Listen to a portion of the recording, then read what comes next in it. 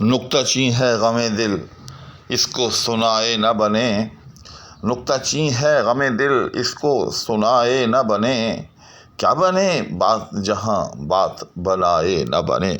السلام علیکم ناظرین، تو حسب وعدہ آج ایک نئی غزل لے کر آپ کی خدمت میں حاضر ہو رہا ہوں۔ اس سے پہلے دل ہی تو ہے نا سنگ و خشت، درد سے بھرنا آئے کیوں، روئیں گے ہم ہزار بار کوئی ہمیں ستائے کیوں، اپنے نو کے نو اشعار کے ساتھ آپ کی خدمت میں پیش کی گئی۔ وہ ناظرین جو چینل پر نئے ہوں اور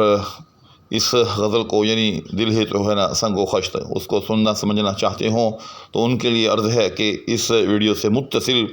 پچھلی 9 ویڈیوز کے اندر ہر شعر پر مبنی جو ہے الگ الگ ویڈیو موجود ہے، وہ مراجعت کر سکتے ہیں اور اس غزل کو وہاں سے سن سمجھ سکتے ہیں۔ تو آئیں آج اس غزل کا آغاز کرتے ہیں۔ تو حسب دستور سب سے پہلے شعر میں موجود الفاظ کا ایک جائزہ۔ نکتہ چیں، نکتہ کا حوالے سے ہی سب سے اول تو یہ عرض کرنا ضروری ہے، اس پر میری الگ ویڈیو بھی موجود ہے میرے چینل پر، کہ نکتہ جو ہوتا ہے اس کی 2 قسمیں ہیں، یا اس کے یوں سمجھ لیں کہ 2 ورژن ہیں۔ ایک یہ کاف کشش والے کے ساتھ جو اس وقت آپ کے سامنے موجود ہے، دوسرا کاف 2 نقطے کے ساتھ۔ تو جو کاف 2 نقطے کے ساتھ ہوتا ہے اس سے مراد نقطہ وہ جو کسی بھی حرف کے اوپر یا اس کے شکم میں ڈالا جاتا ہے، جیسے نون اس کے اندر ایک نقطہ ہوتا ہے تو وہ نقطہ ہوتا ہے، جبکہ اس نقطہ یعنی جو کاف کشش والا نقطہ ہے اس سے مراد کوئی بھی اہم پوائنٹ، کوئی بھی اہم بات، کوئی بھی قابل توجہ چیز جو ہوتی ہے وہ مراد ہوتی ہے۔ تو نکتہ چیں کا مطلب چننا، گرفت کرنا، اٹھانا۔ تو نکتہ چیں کا مطلب کیا ہوا کہ بات بات سے نقطے نکالنے والا، یا بات بات پر اعتراض کرنے والا، بات بات میں کیڑے نکالنے والا۔ تو غالب نے اس میں اپنے محبوب کو نکتہ چیں قرار دیا ہے کہ وہ بڑا معترض ہے۔ اس کے بعد اگلا مصرع ہے بات بننا۔ تو یہ 2 محاورے الگ الگ ہیں، انشاءاللہ شعر کی تفہیم جب ہوگی تو ان کا ذکر وہیں ہو جائے گا۔ تو اس لفظی وضاحت کے بعد اب آتے ہیں شعر کی توضیح کی طرف۔ تو یہ شعر اپنی توضیح کے حوالے سے ایک بہت اہم بات کا حامل ہے، یا یوں سمجھیں کہ ایک بہت بڑی غلط فہمی ہے جو اس کے پڑھنے میں پیدا ہوتی ہے بالعموم، اور حتیٰ کہ شعر کا مطلب جو ہے کہیں سے کہیں جا پڑتا ہے، بالکل سمجھ میں نہیں آتا۔ تو سب سے پہلے تو اس کو آپ سمجھیں، وہ کیا ہے کہ نکتہ چیں ہے غم دل اس کو سنائے نہ بنے۔ تو یہ غم دل کا جو لفظ ہے یا مرکب جو ہے غم دل، اس کا تعلق نکتہ چیں کے ساتھ نہیں بلکہ اس کا تعلق اس کو جو اس کے بعد اس کو آ رہا ہے اس کے ساتھ ہے۔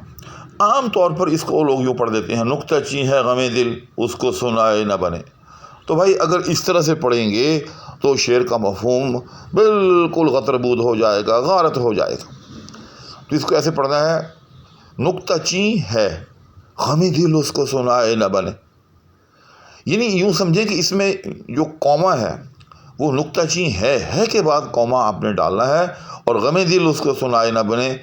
یہ الگ پورشن ہے اس شعر کا، یہ الگ حصہ ہے اس مصرعے کا۔ تو اس وضاحت کے بعد اب شعر کا مفہوم ہم سمجھ لیتے ہیں کہ نکتہ چیں ہے، غالب اپنے محبوب کے حوالے سے کہہ رہا ہے، اس کے بارے میں کہہ رہا ہے، اس کو نہیں کہہ رہا یعنی اس کے بارے میں کہہ رہا ہے کہ نکتہ چیں ہے، کہ وہ جو معشوق ستمگر ہے وہ بہت نکتہ چیں ہے، بڑی باتیں بنانے والا ہے، بات بات میں کیڑے نکالنے والا ہے، بات بات پر اعتراض جو ہے وہ داغ دینے والا ہے، لہٰذا اس کا نتیجہ کیا ہے غم دل اس کو سنائے نہ بنے، لہٰذا میں اس کو اپنا غم دل جو ہے وہ سنانے سے قاصر ہوں۔ بھئی دیکھیں، آپ مثال کے طور پر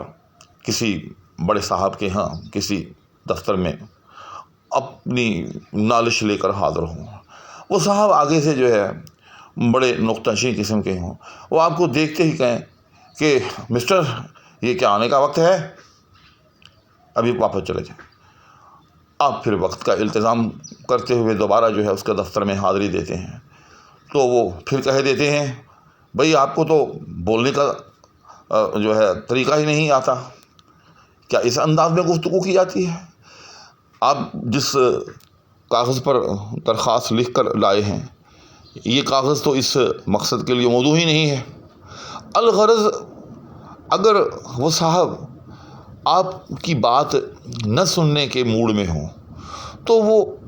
قدم قدم پر، حرف حرف پر ایسے ایسے نقطے نکالیں گے، ایسی ایسی نقطہ چینی کریں گے کہ آپ اپنا مدعا جو ہے وہاں پھر کبھی بھی پیش نہیں کر سکیں گے۔ تو بس بہن ہی غالب نے کہا کہ نقطہ چین ہے، تو بڑا نقطہ چین ہے، بڑا معترض مزاج ہے، بات بات پر جو ہے نقطہ چینی کرتا ہے، لہٰذا اس کا نتیجہ کیا ہے؟ اس کا نتیجہ یہ ہے کہ میں اس کو اپنا غم دل سنانے سے قاصر ہوں، یعنی ایسے حوال ہی نہیں بننے دیتا، ایسا ماحول ہی نہیں بننے دیتا کہ میں اس کو اپنا غم دل سنا سکوں۔ آگے پھر اسی چیز کی یہ جو دوسری بات ہے، یعنی غم دل اس کو سنائے نہ بنے، اس کی مزید وضاحت کی، اس کے دو اور پہلو جو ہے وہ بیان کیے کہ کیا بنے بات جہاں بات بنائے نہ بنے۔ تو یہاں جیسے میں نے شروع میں عرض کیا کہ دو محاورے ہیں، بات بننا، تو پہلا حصہ جو ہے کیا بنے بات جہاں، یہاں بات بننے سے مراد ہے مقصد براری ہونا، اپنا مدعا جو ہے وہ نکل آنا، اپنا مقصد پورا ہو جانا، کہ بھائی وہاں کیا مقصد پورا ہوگا، وہاں خاک مقصد براری ہوگی جہاں بات بنائے نہ بنے۔ یہاں بات بننے کا مطلب کیا ہے؟ یعنی ڈھنگ سے گفتگو کا ہونا، انسان جو بات کہنا چاہتا ہو وہ ڈھنگ سے کہہ لے، اس کے لیے مناسب الفاظ کا انتخاب کر لے، اس کے لیے مناسب لب و لہجہ اختیار کر سکے، ٹھیک۔ تو غالب کہتا ہے کہ کیا بنے بات جہاں بات بنائے نہ بنے۔ آپ اس کے دوسرے حصے کو پہلے کلیئر کریں تو پھر اور زیادہ واضح طور پر سمجھ میں آ جائے گا کہ جہاں بات بنائے نہ بنے، کہ جہاں ایسا ماحول ہو، جہاں آگے سے بات سننے والا ایسا نقطہ چین ہو کہ وہ بات کرنے ہی نہ دے، تو بھائی وہاں انسان کیا بات کر سکے گا؟ وہاں انسان جو سوچ رہا ہوگا، جو اس کے دل میں ہوگا، اس کو الفاظ کا جامہ کیوں کر پہنا سکے گا؟ اور جہاں انسان اپنے معافی الضمیر کو الفاظ کا جامہ پہنانے سے ہی قاصر رہے، جو بات کہنا چاہتا ہو وہ کہنے سے ہی جو ہے وہ معذور دکھائی دے، اپنی دل کی بات کھل کر بیان ہی نہ کر سکے، تو کیا بنے بات جہاں۔ اب دوسرے حصے کی طرف، یعنی جو میں بیان میں دوسرا حصہ قرار دے رہا ہوں ویسے پہلے ہے، تو پھر وہاں بھائی مقصد کیسے جو ہے وہ پورا ہوگا؟ آسان لفظوں میں جہاں انسان کو کھل کر بات کرنے کی ہی اجازت نہ دی جائے، جہاں انسان ڈھنگ سے بات ہی نہ کر سکے، تو بھائی وہاں انسان کا مقصد خاک پورا ہوگا۔ ظاہر ہے اگر آپ کسی شخص کے ہاں یا کسی بھی پلیٹ فارم پر کسی مقصد کے لیے جاتے ہیں، تو جب تک آپ اپنا معافی الضمیر مکمل طور پر دلائل کے ساتھ، براہین کے ساتھ پیش نہ کر سکیں، جو آپ کہنا چاہ رہے ہیں وہ کہہ ہی نہ سکیں، تو بھی پھر سننے والا آپ کی بات پر عمل کیسے کرے گا، یا آپ کا جو مدعا ہے وہ کیوں کر پورا ہوگا؟ تو اس طرح سے غالب نے بڑی خوبصورتی کے ساتھ، انتہائی جمال کے ساتھ اپنے محبوب کے حوالے سے اس کی جبلت، اس کی فطرت کا تذکرہ کیا کہ بہت بڑا نقطہ چین ہے، ڈھنگ سے بات ہی نہیں کرنے دیتا، بات بات میں کیڑے نکالتا ہے، اور جب وہ ایسا نقطہ چین مزاج ہے تو بھئی پھر وہاں انسان کیا ڈھنگ سے بات کروائے گا، اور جب ڈھنگ سے بات ہی نہیں کر پائے گا تو پھر مدعا کیا خاک وہاں پورا ہوگا، وہاں مقصد براری پھر کیا خاک ہوگی۔ تو اس طرح سے غالب نے بڑی خوبصورتی کے ساتھ اس مسئلے کو جو ہے وہ ہمارے سامنے پیش کیا، اور باقی اشعار بھی اس غزل کے اسی طرح سے بڑے ہی خوبصورت ہیں، اور یہ وہ غزل ہے کہ جس کے اشعار پر آج بھی جو ہے صدیاں گزرنے کے بعد، جی ہاں،